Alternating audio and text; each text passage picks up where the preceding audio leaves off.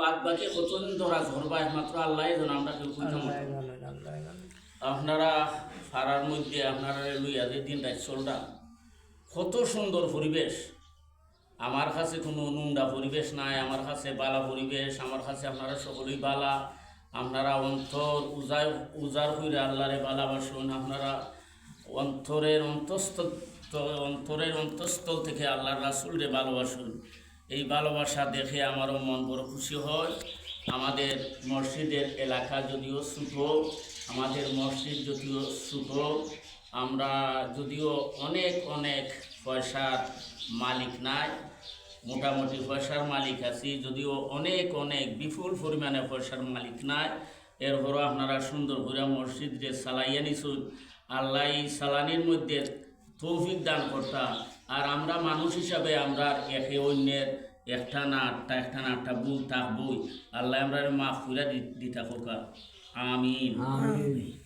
সম্মানিত মুসলমানগণ, আমরা রে আল্লাহ মুসলমান বানাইছুন, আল্লাহর খাস খাস বন্দা বানাইছুন, রাসূলের উম্মত বানাইছুন। এই জন্য আমরা যতদিন বাঁচি আজীবন বড় শুকরিয়া আদায় করতাম হোক আলহামদুলিল্লাহ। আলহামদুলিল্লাহ। সম্মানিত মুসলমানগণ, আমি পবিত্র কোরআন শরীফের একখানা সূরা আছে, সূরায়ে আলাক। আলাক শব্দের অর্থ হইল জমাট বাঁধা রক্তবিন্দু, এক কথায় রক্তবিন্দু। এই কোরআন শরীফের এক সূরার নাম আছে আলাক। আলাক শব্দের অর্থ হইল রক্তবিন্দু, জমাট বাঁধা রক্তবিন্দু। এই সূরায়ে আলাকের একবারে বাট্টি দুইখানা আয়াত তেলাওয়াত করছি। প্রথম আয়াত হলো বিসমিল্লাহির রাহমানির রাহিম আরাআইতাল্লাযী ইয়ানহা। এখানে এখন আয়াত, এখানে 9 নম্বর আয়াত, সূরা আলাকের 9 নম্বর আয়াত। এবার বাট্টি আয়াত মানে দুই কথায় দুই শব্দ এক আয়াত। এর উপরে গেল আবদান ইজা সাল্লা, এখানে দুই কথায় দুই শব্দ এক আয়াত। এখানে গেল আপনার 10 নম্বর আয়াত। সূরা আলাকের 9 নম্বর 10 নম্বর আয়াত তেলাওয়াত করছি। আল্লাহ পাক রব্বুল আলামিন যেন আমরা শোনার তৌফিক দান করেন, বলার তৌফিক দান করেন। এই আয়াত শরীফের আলোকে আমি আপনাদের সম্মুখে অল্প অল্প কিছু কথা কইব, সকলে হোক আমিন। আরাআইতাল্লাযী ইয়ানহা, আপনি কে দেখেন না কে বা কাহারা নামাজ পড়তে আপত্তি করে, নামাজে বাধা দেয়। আরাআইতাল্লাযী ইয়ানহা, আপনি কি দেখেন না কে বা কাহারা বাধা দেয়। আবদান ইজা সাল্লা, আবদান ইজা সাল্লা। আবদান শব্দ অর্থ গুলো আমরা বন্দারা, আল্লাহর গুলাম যারা আছি। সাল্লা অর্থ গুলো আপনার নামাজ। আপনি কি দেখেন না কে বা কারা গো নবী আমার বন্দাদেরকে নামাজ পড়তে বাধা দেয়। আচ্ছা, বিশ্বাস আছে নি আব্দুল মানুষ যে আসুন নামাজে বাধা দেব? আছে আছে আছে। বিশেষ কইরা ও সম্মানিত মুসলমানগণ, যারা নামাজের মহব্বত বুঝি লইছে, নামাজের ভালোবাসা বুঝি লইছে, নামাজের ফায়দা বুঝি লইছে, এরারে মারলেও ফিটাইলেও কোনোদিন নামাজ বাদ দিত না। আর যারা নামাজের মর্যাদা বুঝছে না, নামাজের ফায়দা কল্যাণ বুঝছে না, এরারে হইতেও নামাজ পড়তে চায় না, হইতো নামাজ পড়তে চায় না। বেশি হইলে বুড়া লাগে, ওই আমার খাম আছে, ওই তার তামাশা আছে, ওই তার খেলাধুলা আছে, কতটা আছে, কিন্তু নামাজ পড়তে চায় না। এখান তার পরিপূর্ণভাবে বিশ্বাস হয় না যে আমি যে একদিন মরি দিমু, মইরা যা আল্লাহর কাছে গিয়ে কি জবাব দিব, নামাজ যে পড়ি না, এখান মনে করে না। আর কেউ মনে করে ফরমুনের সময় আছে, কেউ যে মনে করে ফরমুনের সময় আছে, এটা তোমার তব্বু। ফরমুনের সময় আছে, কোনদিন সময় হইব, হঠাৎ আজরাইল হইব, হঠাৎ মৃত্যু হয়ে যাব। আর যারা এখান না মনে করিয়া নামাজ মুঠোই পড়ে না, নামাজের মহব্বত তার প্রতি নাই, নামাজ ফমু হইলে আশাও করো না, এ আসলে মমিনুই নাই, এ আসলে মমিনুই নাই।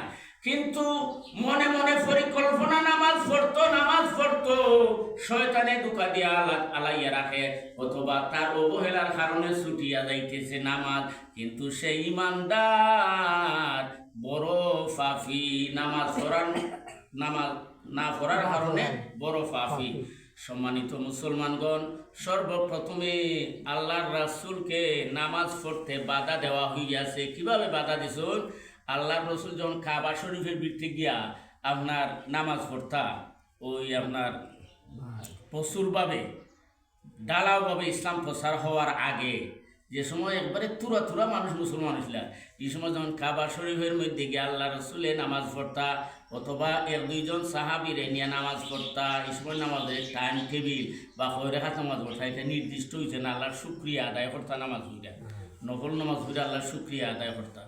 আল্লাহর রাসূল যখন কাবা শরীফের মধ্যে চতুর্দিকে মূর্তি, এই মূর্তির ফাঁকে ফাঁকেও নামাজ পড়তা, কারণ এই সময় মূর্তি সরানোর অবস্থান তৈরি হয়নি, মূর্তি সরাইবার জন্য আল্লাহর পক্ষ থেকে আদেশ আসেনি। এরপর আল্লাহ রসুলে নামাজ পড়তা, নামাজ যখন পড়তা নামাজও যাইতা, যখন নামাজও যাইতা, আর আবু জাহেল কিতা তো দুষ্ট না, এটা তো শয়তান, বড় শয়তানিকা, এটা নবীরে দেখতে পারতো না, অন্তর দিয়ে ঘৃণা করতো।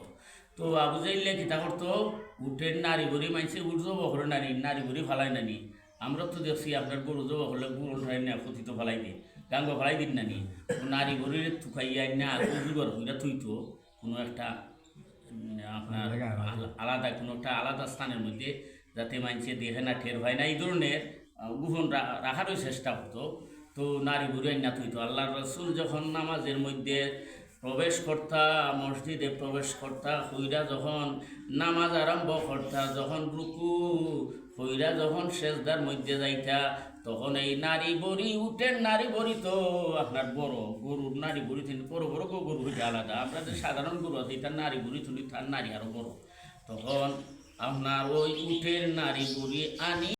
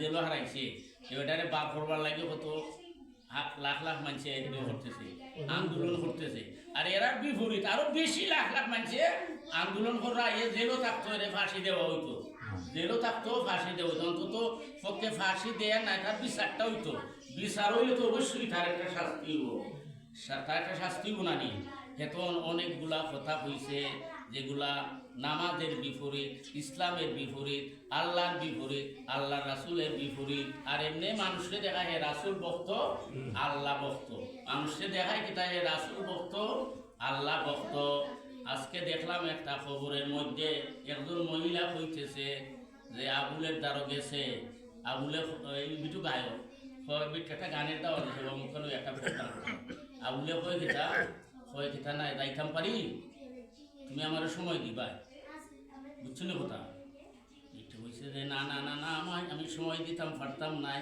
আমার গান না গাইবি আমি সময় দিতাম নাই সময়টুকুনটা বুঝলাম যাওয়াই হোক এটাগুলো ওই আবুল সরকার সম্বন্ধে হয়েছে একটা ব্যক্তি সাক্ষী দিছে তার বিরুদ্ধে অনেক নাটক আমার সাক্ষী নারীবাদী করছে এরপরে আরও কত অপরাধ তার মধ্যে এগুলো এখন রেকর্ড বাইরে হইতেছে মানুষের মন্তব্য হতে যেগুলো তো কিছু গেলে আগ্রহ করে যে মানুষ এটার বিরুদ্ধে সাক্ষী দিব না নিব সকল তা মিলাই গিয়া বিচারক যারা আছে তারা বিচার আচার করে যে হয় একটা ওই গুণানি কিন্তু এগুলো বা ওর গায়ক বাড়ইছে এরা কি মনে করে নামাজ পড়ন লাগে না তারা নিজেও করে না ফিরুরে নামাজ পড়বার লাগে হয় না নিজে ফিরসাপ বলছে হাজার হাজার মুরিদ আছে তার কিন্তু একটা মানুষের নামাজ পড়বার লাগে হয় না হয় খালি ফিরের বক্ত হইলি আর কিছু লাগে না নামাজ রোজা লাগে না ফিরের বক্ত হইলি ফিরের বক্ত হইলই সব কিছু আদায় দিয়ে করুক না আউযুবিল্লাহি মিন যালিক সম্মানিত মুসলমান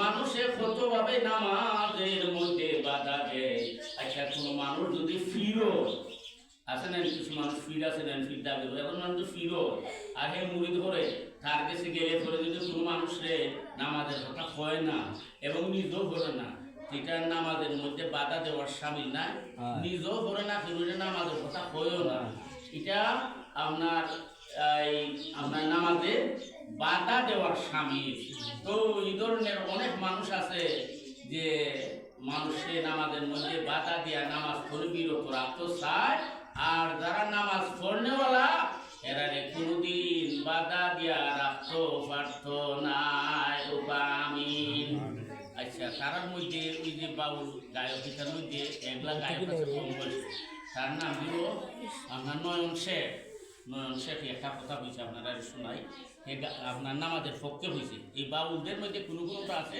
নামাজ ধরে নামাজের পক্ষে হয় আর অনেকটা আছে নামাজের বিপক্ষে সে যে নামাজের পক্ষে হয়েছে তার একটা কথা আমি শোনাই লাল সালোয়ার লাম্বা চুলে পাইবে না নিস্তার এটার গানের মধ্যে লাল সালোয়ার আর যারা ইচ্ছা ফিরাইতে করে পন্ডা ফিরে গেল লাল সালোয়ার লাম্বা চুল রাখে এটা প্রমাণ আছে না জটা মোটা চুল আজ বাবা কত খান্তর বাঙ্কর লাগাইয়া তো লাল সালোয়ার লম্বা চুলে পাইবে না নিস্তার লাল সালোয়ার লম্বা চুলে পাইবে না নিস্তার এসব দান্দাবাজি সার নামাজ সকলের দরকার এসব দান্দাবাজি সার নামাজ সকলের দরকার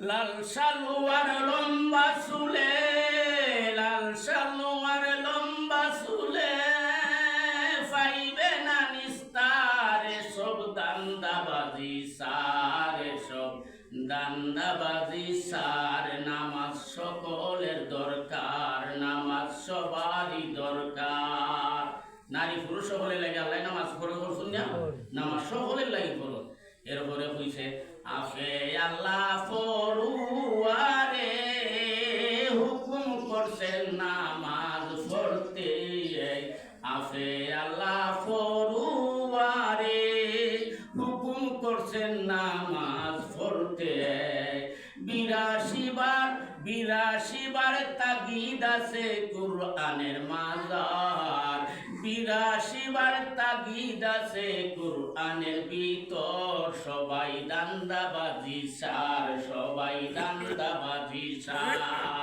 লাল সালুয়ার লম্বা চুলে ফাইবে না নিস্তার, লাল সালুয়ার লম্বা চুলে ফাইবে না নিস্তার। এসব দান্দাবাজি সার, এসব দান্দাবাজি সার।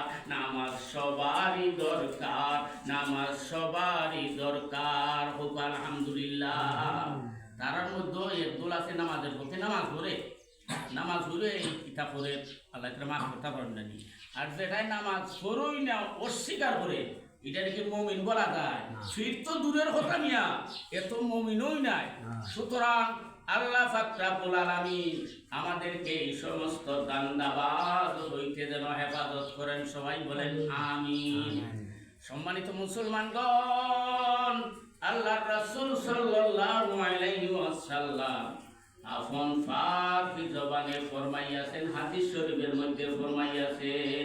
কোরআন শরীফের মধ্যে 82টা আয়াত আছে নামাজ পড়তে হয়। 82টা আয়াত আছে জাহাজ সম্বন্ধে, নামাজ জাহাজ ছাড়া যাবে না। আমি দিকে গেলাম না, ওই বাউলের বাউল দিয়ে দিলাম। আর মুসলমান যারা আমরা তো কোরআন শরীফ বিশ্বাস করি, আমরা নামাজ আমরা উঠে ফরজ এটা আমরা বিশ্বাস করছি। আমরা কোনোদিন খান কোথায় সারমু। আচ্ছা বলছি আমি যদি আপনারা 1 কোটি টাকা দিব, আপনার বউটো সারবো সারবা? টাকা বড় না বউ বড়? বউ বড় মিয়া। এখন 1 কোটি 5টা ভাই ও বউরে লইয়া পর সংসার করতে ও বড় লইয়া আল্লাহ যদি তৌফিক দে, হাত দুইটা জান্নাত যাইতে আমি বলবো সুবহানাল্লাহ। এটা তো আল্লাহই কইছেন, তুমি তোমার বউরে মায়া করো, তুমি তোমার স্ত্রীরে মায়া করো, তোমরা স্বামী স্ত্রী একসঙ্গে আল্লাহর ইবাদত বন্দেগী করো, একসঙ্গে হাত দুইটা দুইজন জান্নাত যাইবা বলবো সুবহানাল্লাহ। 1 কোটি টাকা বড় না বউ বড়? আলহামদুলিল্লাহ। এটা বাড়ির যেমন বাইরে বেশি মায়া করবা, বেশি মায়া হলে তাই এই আমার লোক মানুষের ডং করবে, তা ভালো ডং করবে। আমি এটা মাই না, আল্লাহ রসুল এইভাবে ডং করতে হয়, এটা সুন্নতের ভিতরে। সুবহানাল্লাহ ওয়ালহামদুলিল্লাহ লা ইলাহা ইল্লাল্লাহ। এখন যদি কোনো মানুষ বলে আমি বলছিলাম 1 কোটি, এখন যদি কেউ মানুষ বলে 1 লাখ টাকা দিব, তুমি নামাজ পড়ো না, তাহলে আপনার ভিতরে যদি সুল্লা না ইমান থাকে, আপনি নামাজ বাদ দিবানি, আমি নামাজ বাদ দিবনি। আর যদি ঠক মুরব্বী হয়, ঠক মোল্লা হয়, সেও যদি দেখে না বলবো আমি 1000 টাকা লইয়া যাই, 1 লক্ষ টাকা লইয়া যাই গিয়ে পরে এটা খাজা আদায় করলি মনে, তুই পরে খাজা আদায় করবে। এই যে 1 লক্ষ টাকা লইল নামাজ পড়তো না বাবদে, এ মুনাফিক হইয়া গেছে।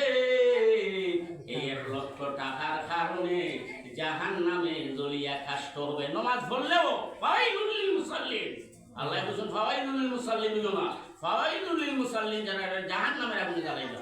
তখন আউযু বিল্লাহি মিন যালিক।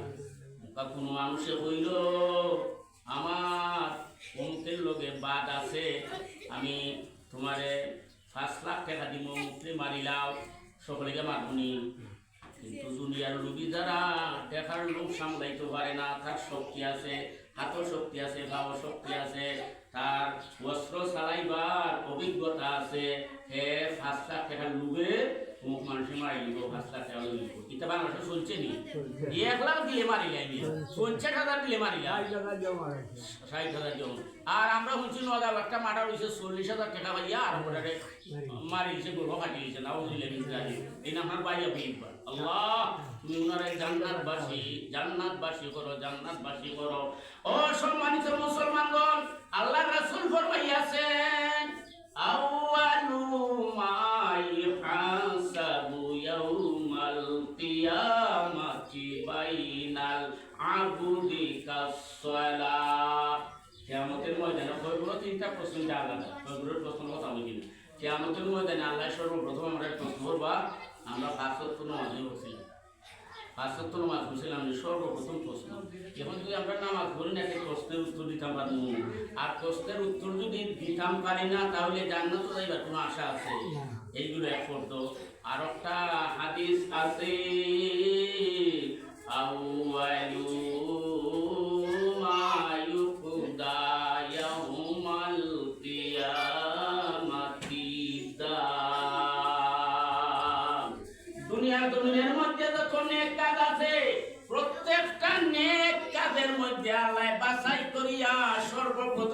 নামাজের কথা জিজ্ঞাসা করবা। আর দুনিয়ার জমিনের মধ্যে যত গুনার কাজ আছে ওই গুনার কাজ গুলারে আল্লাহ পাক রব্বুল আলামিন বাছাই করিয়া একটা গুনারে বেশি গুরুত্ব দিবা, সেই গুনাহটার নাম হলো কতল করা। কতল করা যদিও আজরাইলে মারুন, আজরাইলে জাননি নির্ভর যে মাসে দোষী নাই, আজরাইলেও দোষ যাইব। যে মারছে, যে যারে কতল করলো, যে যারে হত্যা করলো, তারই হত্যার হিসাব আগে দেওয়া লাগবে। যদি হে মুসলমান হয়, যদি হে মুমিন হয়, নামাজেও অন্যান্য কামল করছে, কিন্তু হত্যা যে করছে এখানে জবাব খান আল্লাহর কাছে আগের লোকে দিলাম লাগবে। এখানে জবাব না দিয়া জান্নাত যাওয়ার তো কোনো কথা নাই। আর আল্লাহ যদি ইচ্ছা করুন এখানে জবাব যদি না দিতে পারে, সে জাহান্নামের মধ্যে চলিয়া যাইবে। এই জন্য হাদিস শরীফের মধ্যে আসিয়াছে, নেক কাজের মধ্যে সর্বপ্রথম প্রশ্ন করইব তুমি নামাজ পড়ছিলা। আর বন্ধায় সন্ধ্যায় যতক্ষণ বলে নামাজ লাগে না আমরা মানমু, যে মানে মানুষ তো মাইনা থাকলো এটা দুজো ঘুরে মরুক আমরা কি চাইলো গেল, কিন্তু আমরা বুঝাইবার হক আছে, বুঝাইবার হক আছে। আর দুনিয়ার জমিনের মধ্যে যত নাটকাম আছে সবচেয়ে বড় নাটকাম হইল অন্যায়ভাবে মানুষকে হত্যা করা। আমরা যদি অন্যায়ভাবে মানুষকে হত্যা করি তাহলে এই হত্যার জবাবটা কিয়ামতের ময়দানে দেওয়া লাগবো। জবাব যদি দিতাম পারি না, জাহান্নাম ছাড়া আমরা কোনো উপায় নাই। সম্মানিত মুসলমানগণ, এখন হইল যে আল্লাহ পাক রব্বুল আলামিন কিয়ামতের ময়দানে কোনো মানুষের বিনা হিসাবে জাহান্নাম, তার কোনো হিসাব হইলতে না, তার বাদে রহমতের নজরে সাইডটাওই না, তারে কি তা করবা জাহান্নামও বিনা হিসাবে দিলেইবা। এই বিনা হিসাবে জাহান্নামও যাওয়ার মধ্যে তিন গুরু মানুষ, কয় গুরু? তিন গুরু। এক গুরু মানুষগুলো কাফির মুনাফিক। কাফির যারা, মুনাফিক যারা, এরা বিনা হিসাবে জাহান্নামের হিসাবে তো নেক কামল নাই নিয়া, তার ইমান নাই নেক কামল কয়দিন থাকতো। কাফির আর মুনাফিক আল্লাহ বিনা হিসাবে জাহান্নামও দিবা, দুজখ দিবা। আর গুরু মানুষ হইল যারা দুনিয়ার জমিনের মধ্যে আল্লাহর সঙ্গে অহংকারীর মধ্যে শরীক হয়েছে। অহংকারের মালিক কেটা? আল্লাহ। দুনিয়ার জমিনের মধ্যে যে সমস্ত মানুষ অহংকারী আর বদ মিজাজি, এই দুইটা গুণ যাদের মধ্যে আছে, অহংকারীও কথায় কথায় অহংকার করে, অহংকারের মালিক একমাত্র আল্লাহর দুই নাই, কথায় কথায় অহংকারী। তো সে অহংকারীও আবার বোধ মিজাজি, এই দুইটা দোষ যাদের মধ্যে আছে আল্লাহ কিয়ামতের ময়দানে বিনা হিসাবে জাহান্নাম, বিনা হিসাবে জাহান্নাম। আরো গুরু মানুষ হইল দুনিয়ার জমিনের মধ্যে যারা মূর্তি বানায়, মূর্তি বানায়, মূর্তি বানাইয়া মূর্তি বিক্রয় করে। যারা মূর্তি বানায়, মূর্তি বানাইয়া বিক্রয় করে, ওই মূর্তি বানানোওয়ালা মানুষ হোক অন্য ধর্মের হোক মুসলমান, মূর্তি বানাইয়া যারা ব্যবসা করে, মূর্তি যারা বানাইয়া মানুষের কাছে টাকা দিয়া বিক্রি করে অথবা এমনি দেখাইবার লাগি তৈল, যারা মূর্তি বানায় ওই মূর্তি বানাওয়া মানুষে কিয়ামতের ময়দানে আল্লাহ বিনা হিসাবে জাহান্নাম দিলাইবা। নাউযুবিল্লাহ। এখন আসুন তিন গুরু মানুষ এটা বলবো, এরাও আল্লাহ বিনা হিসাবে জান্নাত দিবা। তিন গুরু মানুষ বিনা হিসাবে জান্নাত যাইবা। এরা তিন গুরু মানুষের মধ্যে প্রথম গুরু মানুষ হলো যারা বিপদে আপদে, ধনী অবস্থায়, বিপদে আপদে, অসুখ বিসুখ, যত অশান্তি থাকুক, এই অশান্তির মধ্যে বিপদের মধ্যে আল্লাহরে বুঝছেন, এটা বলছে আল্লাহরে বুঝছেন। আর হে ধনী হইতে বড় সুখী হোক, এমপি হোক, মিনিস্টার হোক, বাদশাহ হোক, প্রধানমন্ত্রী হোক, রাষ্ট্রপতি হোক, যে সই হোক হইতে যত বড় দরজা হইলে আপদ, কিন্তু এমত অবস্থায় সে কিনা করছে আল্লাহরে বুঝছে না, আল্লাহর হুকুম করে পালন করছে। এক কথায় যারা দুনিয়ার জমিনের মধ্যে সুখ অবস্থায়, দুঃখ অবস্থায়, কষ্টের অবস্থায়, শান্তির অবস্থায়, কোন অবস্থায় আল্লাহরে বুঝছে না, আল্লাহর জিকির করতে গাফিল হইছে না, ওইগুলো মানুষের আল্লাহ পাক রব্বুল আলামিনের কিয়ামতের ময়দানে দাঁড় করাইয়া ফেরেশতাদেরকে ডেকে ডেকে বলবেন, আমার রহমতের ফেরেশতারে, রহমতের না গজবে, রহমতের, ও আমার রহমতের ফেরেশতারা, ও রহমতের ফেরেশতারা, সকলকে তুইল, রহমতের ফেরেশতারা রে, আমার ওই সমস্ত বন্দারা দুনিয়ার জমিনের মধ্যে তাহাকালীন অবস্থায় যত ধরনের কষ্ট পাইছে, যত ধরনের সুখ পাইছে, কোন অবস্থায় আমি আল্লাহরে বলছে না, দয়া কইরা মায়া কইরা আমি এরারে মাফ কইরা দিলেছি, এরার কোনো গুনাহ নাই, এরা জান্নাতের দরজা খুলিয়া দেও, এরারে ওই মিজানের দ্বার লইয়া যাইও না, তারা নেকিবদি মাফার কোনো প্রয়োজন নাই, আমি আল্লাহ তারারে এমনই মাফ কইরা দিলাইছি, তারারে তোমরা জান্নাতে ইস্তেকবাল কইরা লইয়া যাও, আলহামদুলিল্লাহ। সম্মানিত মুসলমানগণ, এলো এক বুড়ো মানুষ, আর বুড়ো মানুষ গিল যারা ব্যবসায়ী, ব্যবসায়ী ব্যবসায়ী মানুষ কিন্তু নামাজ খাজা করে বেশি তার ব্যবসার স্বার্থে। ও সম্মানিত মুসলমানগণ, যারা ব্যবসা করে আলগিরস্ত করে কিন্তু নামাজ ছাড়ে না, আমার মতো নামাজ হইলে হয়তো এমনও করতে পারি, সুস্রামি তো ওটাতেও করা যায়। আপনারা মসজিদ আমি আসি, আমি যদি ইচ্ছা করি আপনারা সুস্রামি করতাম পারি, সুস্রামি করতাম পারি, করার তো অনেক প্রত্যেক মানুষের কাছে সুবিধা আছে। এই সুস্রাবি হইয়া আপনারা এমনি না এমনি বুঝাই না পারেন, আপনারা যদি নামাজের কথা হই, নামাজ হয় না, আপনি এমনি না এমনি যুক্তি দেখাইবা। আমার যদি একটা অসুবিধা হয়, আমি আন্তাজও একটা বলিতাম পারি গান বাঁচাইবার লাগে, কিন্তু এই সমস্ত যুক্তি আল্লাহ জানে এগুলার মধ্যে অনেকই আছে, বদি আছে, মিথ্যা যদি হোক বানাউটের কথা হোক, তাহলে এটার মধ্যে সাদা আছে। সুতরাং ও মুসলমানগণ, যারা আলিগিরস্তি অবস্থায়, ব্যবসা বাণিজ্যের অবস্থায় এক ওয়াক্ত নামাজ কাজা দিছে না, তার ব্যবসার স্বার্থে, আলিগিরস্তির স্বার্থে ব্যবসা করুন শহর বন্দর, নামাজের টাইমে যখন আজান হইয়া যায় মসজিদের মধ্যে দৌড়াইয়া যায়, এক ওয়াক্ত নামাজ বাদ দেয় না, এটা ব্যবসা ঠিক আছে না নি, হালাল তরিকায় ব্যবসা করে নামাজও ছাড়েন না, এইগুলো মানুষ। আর যারা আলগিরস্তি করে নামাজের টাইমে গেছে আর আইলের মতো নামাজ ঘুরিলায়, হ্যাঁ, এক গৃহস্থী সঠিকভাবে হচ্ছে, যেহেতু আল্লাহরে ভুলেন না, তো যদি আইনুল ঠেলায় না, হক নষ্ট করে না, আর নামাজ খান আইলের মাঝে আদায় করলে একটু শুদ্ধ মানুষ। এই দুই গুরু আপনার এই তিন গুরুর মধ্যে দ্বিতীয় গুরু গিল এরা আল্লাহ কিয়ামতের ময়দানে বিনা হিসাবে জান্নাত দিলাইবা, বুঝবা আমিন। 3 নম্বর গুরু মানুষ হইল এই সমস্ত মানুষ যারা আল্লাহরে ডরায়, রাসূলকে মহব্বত করে, সে জীবিত অবস্থায় শুনছে আল্লাহ রাসূলে বেশি বেশি হইরা নামাজ পড়ছেন, তাহাজ্জুদের নামাজ পড়ছেন, শেষ রাত্রিতে আল্লাহ রাসূলের উম্মতের লাগে হাঁচন। এ কথা আমরা বলে শুনছি না, সেটাই এমন কথা শুনছে না, আমার তো মানুষ বলে শুনছি। এটা যারা শুনছে, শোনার পরে যারা আমল করছে, প্রত্যেক দিন হোক শীতের দিন, শীতের দিনও রাত লম্বা আর গরমের জন্য রাত বাড়তি, হোক শীতের দিন হোক গরমের দিন আমল করে লিখছে, রাত্রে 3টার সময় উঠে যায়, 3টার সময় উঠে আমল করে, এটা শীতের দিনও ফিটর, গরমের দিনও ফিটর।